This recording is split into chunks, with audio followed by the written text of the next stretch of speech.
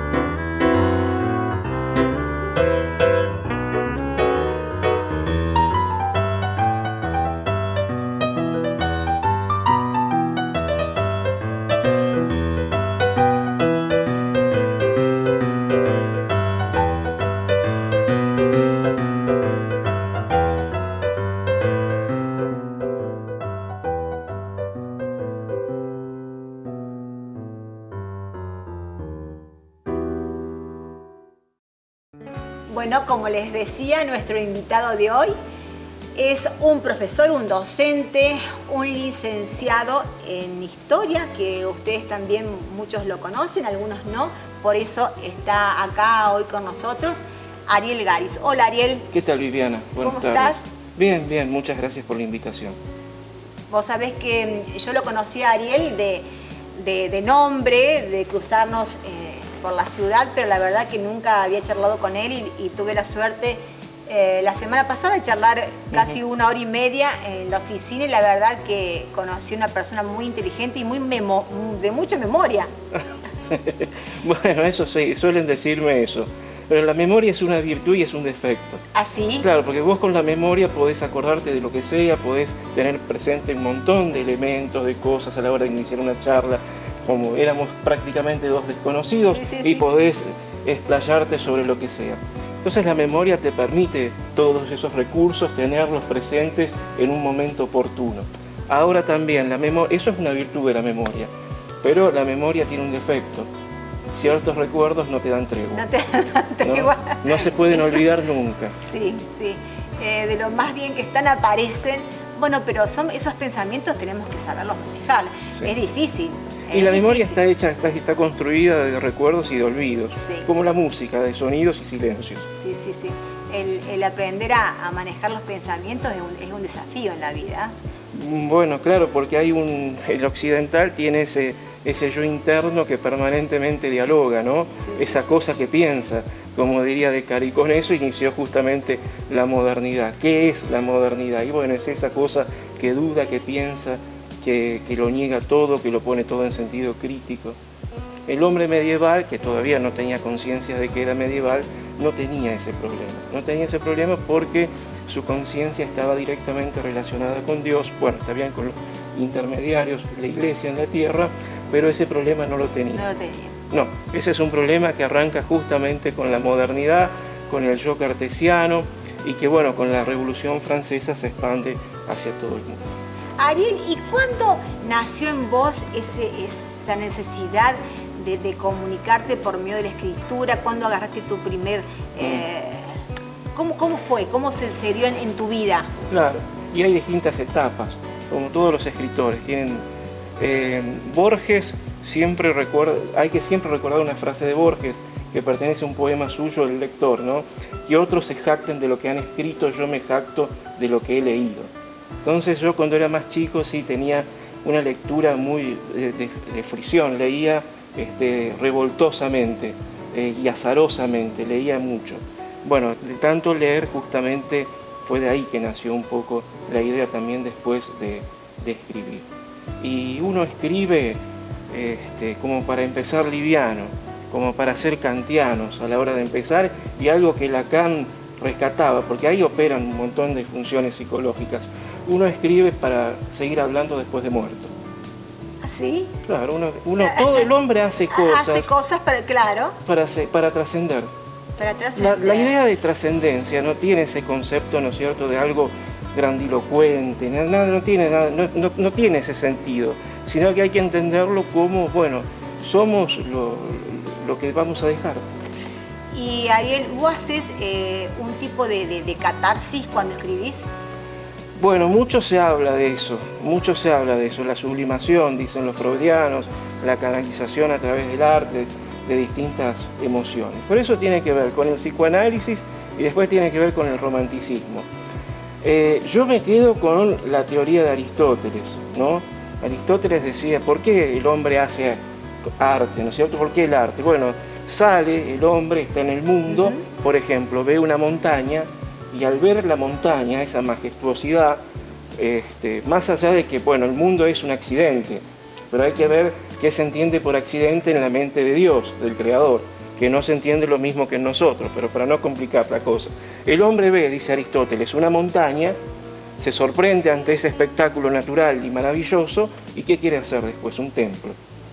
Entonces quiere imitar de alguna forma la naturaleza, es una forma de respetarla, y a través del respeto a la naturaleza, el respeto a la divinidad, que ya estaba presente en Aristóteles. Bueno, eso puede ser una forma de explicar el arte, pero también sí es cierto que la sublimación, la canalización de algunas experiencias sí motiva a la hora de escribir. Fíjate vos que hace unos pocos meses yo me había enterado de que una de mis hermanas, bueno, tenía un diagnóstico bastante desagradable, cáncer, y bueno, cuando yo me enteré de eso, ¿no es cierto?, bueno, me senté frente a la computadora y tenía en mente hacer un trabajo sobre el padre Carlos Mujica, que lo asesinó la AAA en el año 74, justo en el año en el que nací, y bueno,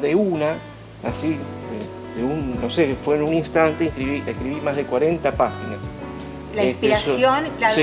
Sí, ese hecho, ese diagnóstico motivó justamente eso. Me senté frente a la computadora y escribí 40 páginas que después corregí y bueno, y sigo corrigiendo y ya está ahí presente. Es un trabajo que espero, es un monólogo, no como una obra de teatro, sobre, bueno, las particularidades de Mujica en el plano religioso y político, ¿no? Su acompañamiento en el proyecto peronista de izquierda en los años 60 y 70.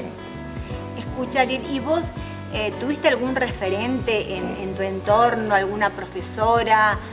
Porque yo por ahí leí en un libro que me dejaste, que nombrás a Álida Rudzinski. Álida Rudzinski me enseñó a escribir en el secundario, ¿no es cierto? Fue una profesora que a mí, Álida Loco de Rudzinski, me marcó porque a mí me quería mucho y me había agarrado muchísimo aprecio. Y ella me enseñó el amor a Borges. Y después, bueno, también con los años uno va ampliando sus lecturas y bueno, vas también atreviéndote a discutir con Álida, cuando ya no era más mi profesor y yo no era alumno, así esa relación de poder ahí se había roto. Y entonces, bueno, la discusión en torno a Borges eran muy, muy interesantes. Por ejemplo, para sintetizarlo, Borges tiene un poema maravilloso que es Otro poema de los dones. Hay un poema de los dones, que es el mejor que tiene escrito, según él, y tiene otro poema de los dones, donde le da gracias a la divinidad por un montón de cosas que le sucedieron. Gracias por una mañana en Montevideo, todos tenemos una mañana que recordamos. Y dice Borges en memorables versos, gracias por los minutos que anteceden al sueño. Eso es maravilloso, ¿no? Gracias por los minutos que anteceden al sueño. Y después, en el mismo poema, tiene una cosa aberrante que dice, gracias por ciertos días y ciertas vísperas de 1955. haciendo referencia al golpe del 55 que derrocaron a Perón, ¿no? La revolución libertadora o fusiladora, si querés entenderlo, que bombardeó literalmente Buenos Aires, Plaza de Mayo, matando alrededor de 300 personas. Bueno, da gracias por eso. Y en el mismo poema dice algo tan maravilloso como lo otro y dice algo tan aberrante como esto. Y bueno, eso es Borges, ¿no? Confluyen en él ambas cosas. Entonces uno lo quiere, lo odia, pero uno no puede dejar de respetarlo. ¿A vos te gustan mucho los cuentos? Los cuentos, sí, me formé con Borges y después la otra persona que me formó muchísimo en la infancia, pero bueno, lamentablemente murió cuando yo era muy chico, fue mi abuela paterna. Ah, tu abuela paterna. Sí, sí, sí, que era maestra y fue directora del Rivadavia y del José María Paz. Bueno, trabajaba mucho en la Acción Católica y fue la que me enseñó a leer y a escribir. Era riojana, una criolla, Paz Oro, ¿no? Una vieja familia riojana. Y bueno, ella me enseñó a leer muy tempranamente, sí, con enciclopedias, a rezar el rosario, sí, porque yo me acuerdo, tengo esa presente, esos momentos muy que quedan en la infancia. Sí, Freud decía, la infancia es la patria de la vida. Bueno, y mi abuela me había formado mucho en eso, ¿no? Era muy católica, pero siempre me hablaba de Lutero. Es una cosa extraña, y a mí después me quedó tanto que también escribí un librito sobre Lutero, sobre su drama personal, ¿no? Y su drama espiritual. ¿Cuántas publicaciones tenés, Ariel? Son como 20 y algo. Muchas, ¿eh? Sí, fue un momento en el que yo me decidí a publicar, había escrito todo esto y tengo más cosas ahí en la lista de espera. ¿Esta es la última? Esa es la última y la anteúltima, porque ya salió, por ejemplo, Camilo el vampiro, sí. Sí, que es el libro que más suceso pudo haber, para decir algo, ¿no? Sí, suceso. Sí. El éxito y el fracaso son dos impostores, como decía Kipling. Camilo el vampiro bueno, que fue un libro de literatura infantil que, bueno, cayó muy bien en el público, repercutió y a nivel nacional ese libro anduvo muy bien, se presentó en España, también está ahí una versión española y yo publiqué la 1, la 2 y está la 3 y ahora voy a publicar las 3 versiones juntas, la trilogía completa. Lo que me contabas. Sí, que te contaba en esa charla. Lo recomiendo, yo lo empecé a leer. Todavía, te soy sincera, no todo, pero y está muy interesante. Hay cosas que son reales. Hay cosas que son reales, por supuesto, cambié los nombres, cambié algunas cosas las alteré también, ¿no es cierto? Sí. Lugares que cambié esas denominaciones, pero sí, hay 3 historias que ocurrieron en Las Varillas y ocurrieron en la zona, ¿no? Y después también hay muchos cuentos que hacen referencia a la historia política argentina, el peronismo, y hay algo policial, y también al último hay una novela. Es una novela, son cartas entre un tío y su sobrina, un tío que es un profesor de literatura inglés, y se escriben cartas con su sobrina, donde la sobrina a través de esas cartas va dando muestras de la personalidad de su tío. Muy al estilo de César Aira, que es el escritor argentino actual, creo que más leído y también más renombrado a nivel mundial. Tiene un estilo, después de haber leído algo de César Aira, yo no copié, me influenció su forma de escribir. Me gusta cómo usás el vocabulario de la zona, cómo vas describiendo los paisajes, los contextos, las situaciones, y de lo más bien que venís leyendo algo serio, tenés unas salidas que te hacen reír mucho, por eso es que sos una fusión de... Ah, sí, bueno, esas son 2 cosas. Una, pues ese libro surgió después de un curso de literatura comprometido con José Pablo Feynman, el filósofo, sí. ¿No? Que los daba en su casa. Fueron 6 encuentros con él y fue muy amable. Lástima que ya lo agarramos, estaba muy cansado y había tenido algunos problemitas de salud. Y bueno, y esos cuentos surgieron a través de esos cursos de literatura con Feynman, el Feynman bueno. El Feynman bueno. Y esas salidas irónicas tienen que ver con su estilo, y después también hay mucho de un escritor estadounidense que yo había leído muchísimo cuando salía de la adolescencia, John Cheever, y los cuentos de Cheever a mí me marcaron. Esta cosa que tiene, que vos me decías, no te filtras nada. Bueno, no tiene filtro. Claro, Cheever hacía lo mismo, pero con su entorno, en los Estados Unidos en los años 50 y 60, describiendo la burguesía estadounidense. Claro. Y esa ironía que la manejaba asombrosamente muy bien, bueno, tiene mucho que ver con los cuentos de Cheever que a mí me influenciaron. ¿Y te gusta la docencia, Ariel? ¿Transmitir o...? Bueno, permanentemente creo que se hace docencia, sí, ¿no? Sí. Se hace docencia de forma... Es un vicio escolástico por ahí, porque, ¿no es cierto?, uno va hablando y explicando.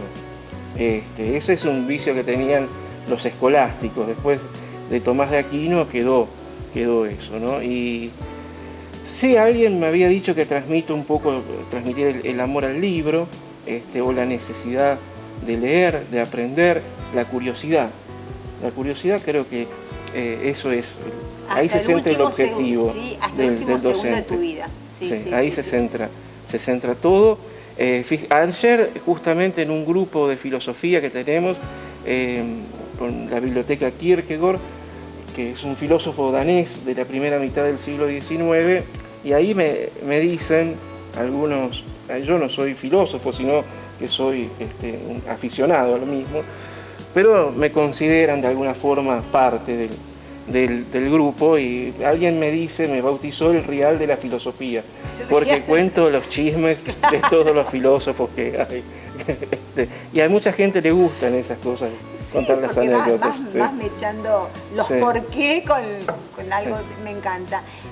Y tenés una columna. El vocabulario, sí, es cierto, el vocabulario, hay muchas palabras del piamontés. Del piamontés, sí, por eso me gustó, porque te sentís identificado con las historias. Del piamontés, que es una mezcla entre el italiano, el francés y algunas cosas propias de esa región, que tiene distintas variantes, ¿no? Ese dialecto, que ya no es más un dialecto, creo que ya es parte de una lengua de la Unión Europea. Ariel, contame de tu columna. Bueno, esa columna en las Varillas Vive, hace unos años que la tengo, y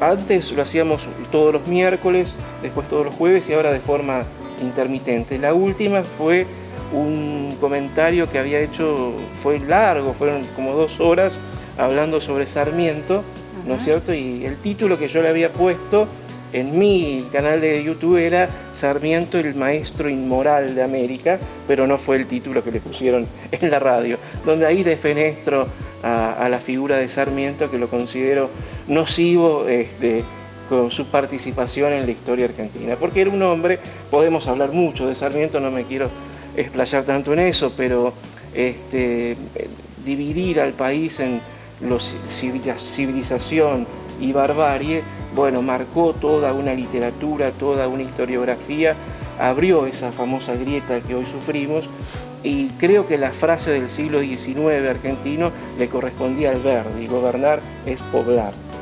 Esa fue la gran frase, y no la de Sarmiento en su Facundo, civilización y barbarie. Sí tenía Sarmiento una gran virtud, escribía muy bien.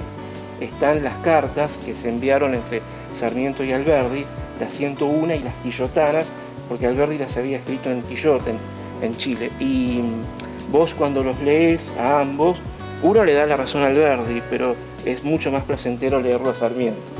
La forma de escribir, su estilo, era un animal escribiendo, en el buen sentido, porque, bueno, ponía todo, ¿sí? Así, en la escritura. Mira, Vélez Sarsfield, que había sido íntimo amigo de Sarmiento, decía: Sarmiento es más brillante cuando miente que cuando dice la verdad. A vos te apasiona lo que es la historia, te encanta. Y fíjate vos que para seguir a Heidegger, cuando tenemos que hablar de algo, hablamos de la etimología. Bueno, justamente mentira viene de mente, es una creación, como hablábamos al principio, de la mente. Bueno, Sarmiento era brillante creando fantasías, ¿no? Ahí escribió esa fantasía sobre Facundo Quiroga, quería pegarle a Rosas, pero no lo podía hacer porque Rosas estaba disfrutando de su máximo nivel de popularidad y le pega a través de Facundo Quiroga, que ya hacía 10 años que lo habían asesinado, porque el Facundo es del 45. Apareció en El Progreso de Chile, en un diario de Santiago de Chile, a partir del 45. Les quiero contar a todos los vecinos, a los que están detrás de la pantalla, que bueno, vamos a tener proyectos en común, bueno. Ahí le vamos a hacer algunas charlas por Zoom, con gente que vos conocés, cuando después también se venga el café literario, los talleres, así que te vamos a sacar el jugo, Ariel. Bueno, y en ese programa ahora vamos a iniciar un nuevo ciclo, con mucho gusto, sí, me presto a eso. Y vamos a iniciar un ciclo que es Hombres de Perón. Los hombres de Perón, porque nosotros tenemos en claro que Perón en el 45, después del 17 de octubre, funda un movimiento político. Bueno, pero ¿quiénes eran los hombres que lo acompañaban? Así que vamos a estar hablando, en primera oportunidad vamos a hablar de Bramuglia, después de Borlenghi y Apol sucesivamente. Hombres muy polémicos que estuvieron acompañando a Perón. Así que el nuevo ciclo de ese programa radial va a ser Los hombres de Perón. Y fíjate vos que gracias a ese ciclo, el anteaño pasado yo había hecho una historia del tango. Hay unos cuadros que he visto, sí, que me... Sí.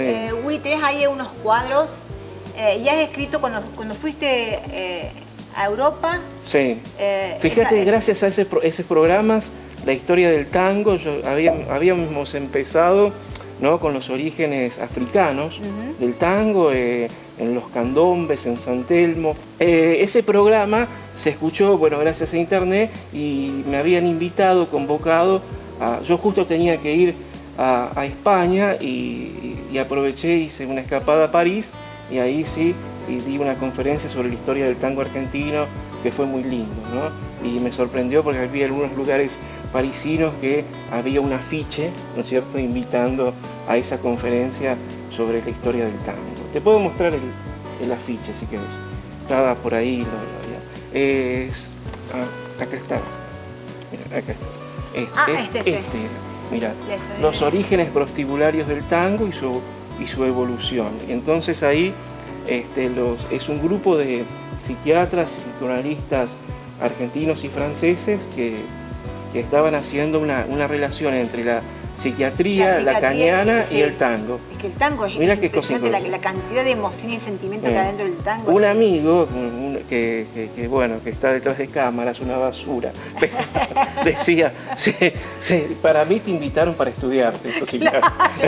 no para que hablaras sobre la historia del tango. Bueno, puede ser. Puede ser las dos cosas, quién sabe.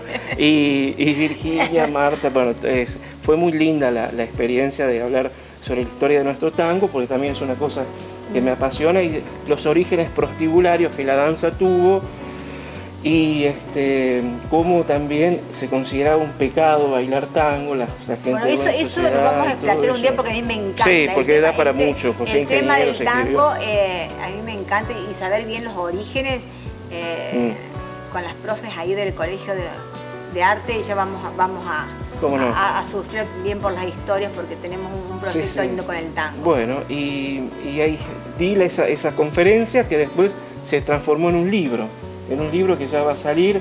Es una antología en la que participan escritores franceses y argentinos, y bueno, y mi conferencia está traducida al francés y va a entrar en ese libro, entró en esa antología, ya firmé los derechos, las autorizaciones, derechos de autor y todo.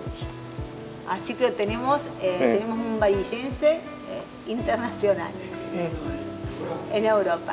Bueno. Ahora, Ariel, la pregunta del rigor que hacemos a todos los invitados. Recién estuvo acá el señor intendente que te vino a escuchar un ratito. ¿Y qué le pedirías para esta gestión? Bueno, como anarquista que soy, porque no tengo buena relación con los políticos. Mira, Kierkegaard decía que cada vez que se entrevistaba con el rey Cristian, que era el monarca de su época, que era un tipo muy, muy afable con la cultura, muy allegado, pertenecía a la monarquía ilustrada, ¿no? Kierkegaard decía, cuando salgo de hablar con el rey, me parece que hago el papel de ridículo. Porque había como una disociación entre lo que él sentía y lo que el otro quería escuchar y demás. no es que me pase lo mismo, pero sí puedo hablar mucho de política. Yo creo que los argentinos nos iría mejor si habláramos, por 2 años dejaríamos de hablar de política, pero todos lo politizamos, ¿no? Bueno, pero ahí, cuando Aristóteles dijo lo del animal político, no se refería al partido político, a la discusión, a la grieta. La polis en la mentalidad griega eran todos los asuntos de la ciudad. Asuntos, sí, de la ciudad. Sí. Aristóteles tenía le daba esa otra conceptualización. Bueno, lo que le pediría, bueno, sí, agradezco que me haya escuchado. Bueno, esta pandemia que nos está atormentando a todos, que nos va a golpear porque ya nos está golpeando, y bueno, que nos golpee. Le deseo lo mejor en la sugestión y a toda la gente que lo acompaña para que, bueno, nos golpee lo menos posible, ¿no es cierto?, que tenga el menor impacto humano posible. Y uno está muy sensibilizado con el tema de la salud y todo ese tipo de cosas. Y por el otro lado, sí, vos me hablabas de los proyectos. Mirá, me acordaba porque uno va hablando y va surgiendo esto. En el siglo XVIII existió una correspondencia entre Voltaire y Leibniz. Mantuvieron una polémica sobre el mejor de los mundos posibles, si este era el mejor de los mundos para desarrollar la vida.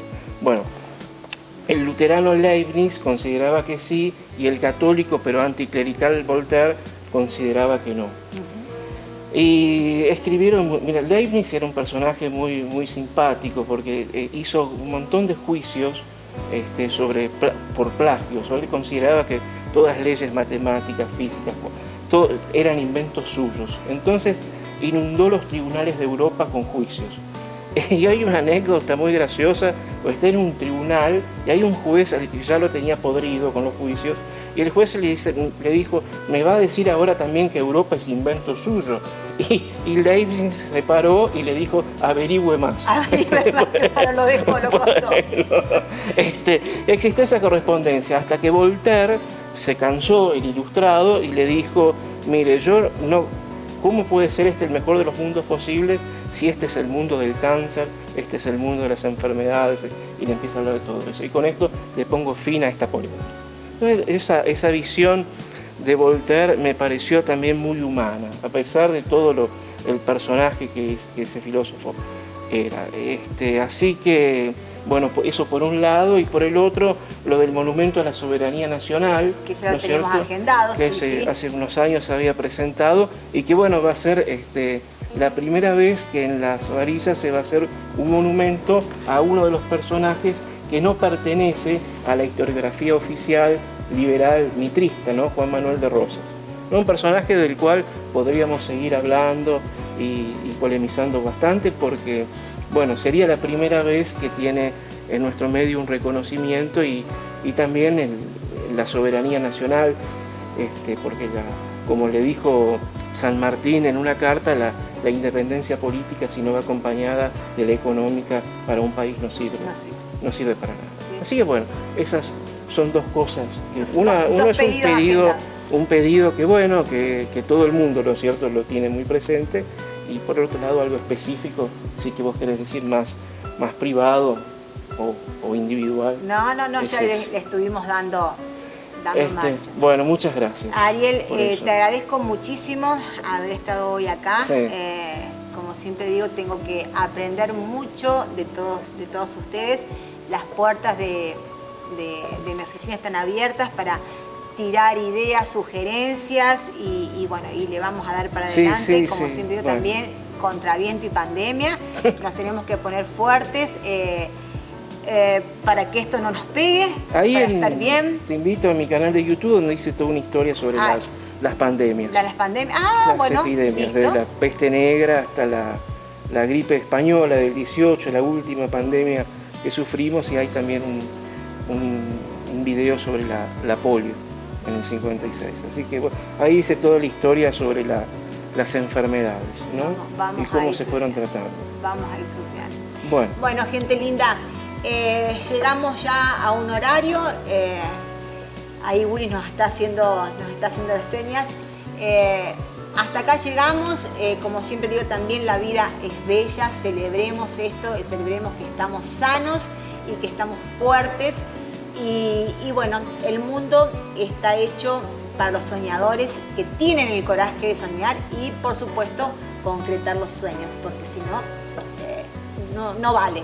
Así que nos encontramos en el próximo encuentro. Gracias por estar ahí del otro lado. Gracias, Ariel. No, gracias a vos.